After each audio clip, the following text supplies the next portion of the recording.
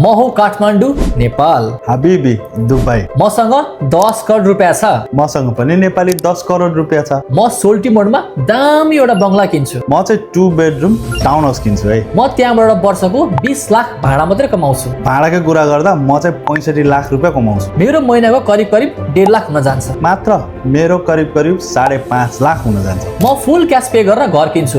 Loan मलाई लिन मन पर्दैन। फुल क्यास त म तिर्दैन भाइ। फ्लेक्सिबल पेमेन्ट प्लान युज गरेर आनन्दले पैसा गनेर मात्र बस्छु म। अलिअलि बेसी यहाँ हार्डवर्क गर्नुपर्छ। हाम्रो त पर्दैन है, डेभलपरले आनन्दले घरै सिँगै दिन्छ। मैले ट्याक्स भनेको महानगरपालिका ट्याक्स र अरू केही ट्याक्सहरू पे गर्नुपर्छ।